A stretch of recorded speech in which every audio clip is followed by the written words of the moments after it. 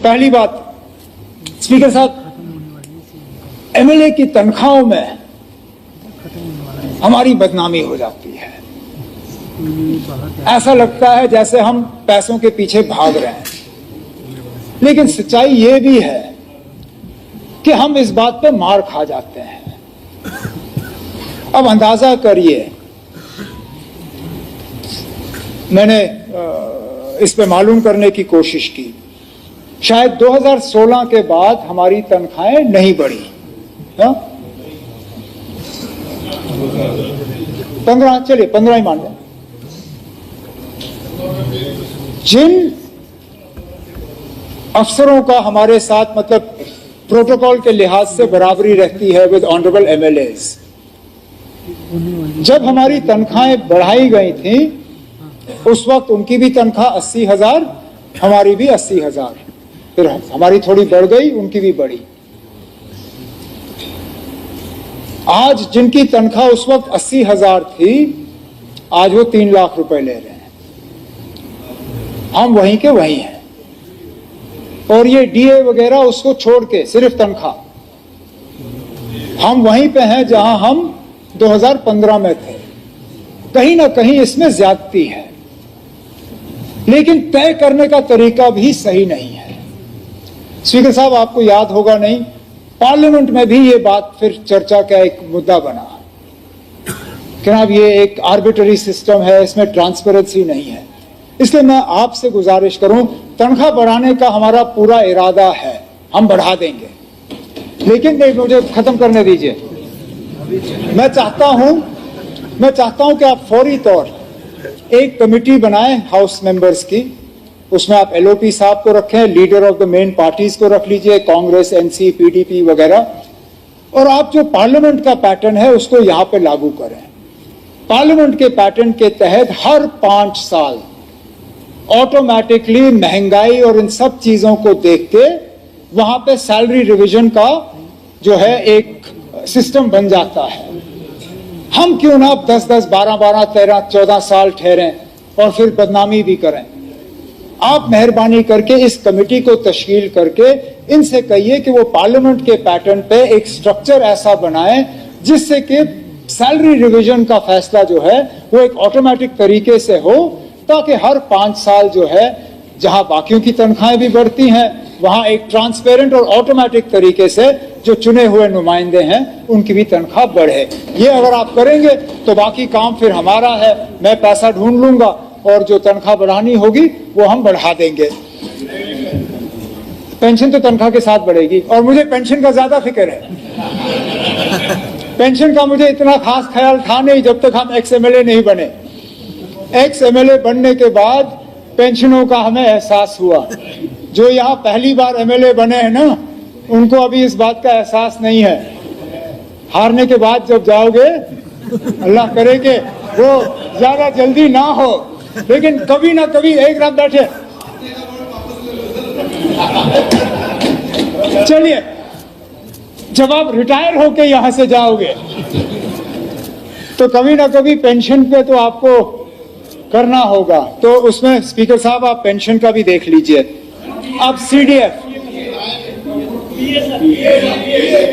पीए का हम बढ़ा देंगे, पीए का मैं फाइनेंस से बात करके वो हम बढ़ा देंगे।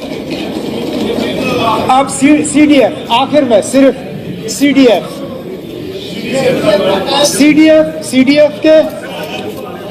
सीडीएफ के गाइडलाइंस को लेके यहाँ पे शिकायत आई, और मुझे लगता है इसमें थोड़ी सी हमें तब्दीली लाने की जरूरत है।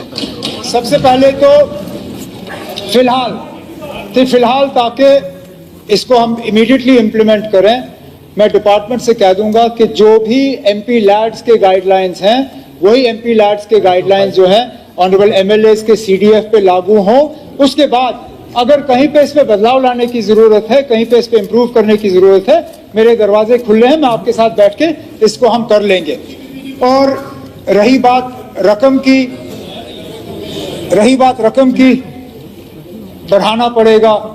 शायद इतना नहीं बढ़ा सकता हूं जितना आप उम्मीद कर रहे हैं। ये समझ लीजिए कि मेंबर पार्लियामेंट जो है उनको 5 करोड़ मिलते हैं, उनके असेंबली हल्के 10 और 15 से कम नहीं है। चलिए 5 करोड़ ना सही, मैं आज 3 से 4 करोड़ कम से कम इसको कर देता हूं।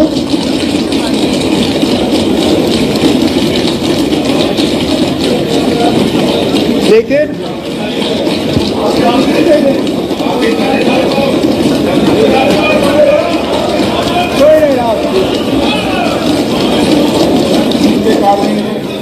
कोई बात नहीं आप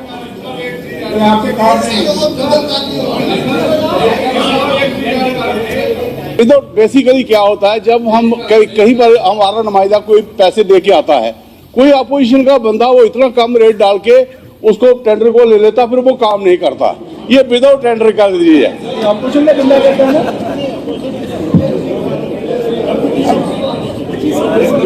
इसमें जो ऑनरेबल मेंबर साहब ने बात की, मैं शायद पूरी तरह से इसको इम्प्लीमेंट कर नहीं पाऊंगा, क्योंकि अगर मैंने 4 करोड़ के काम जो है सारे बिना टेंडर के किए, आप लोग तो बच जाओगे।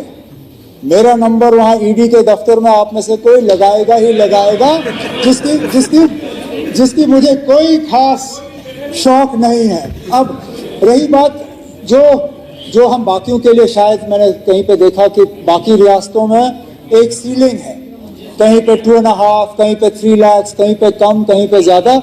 मैं डिपार्टमेंट के साथ बैठ के इसके गाइडलाइंस तय कर लूंगा, ताकि कम से कम अगर छोटे काम ही सही बिना टेंडर के हो पाए तो छोटे काम जो है वो हम कर लेंगे।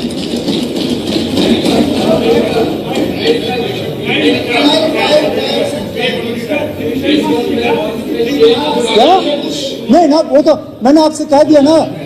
मैंने कहा कि हम जो आप बैठे शिवी साहब, जो MP लैड्स के गाइडलाइंस हैं उनमें कोई वक्त की पाबंदी नहीं है।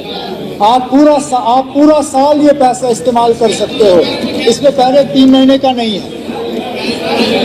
अब चलिए,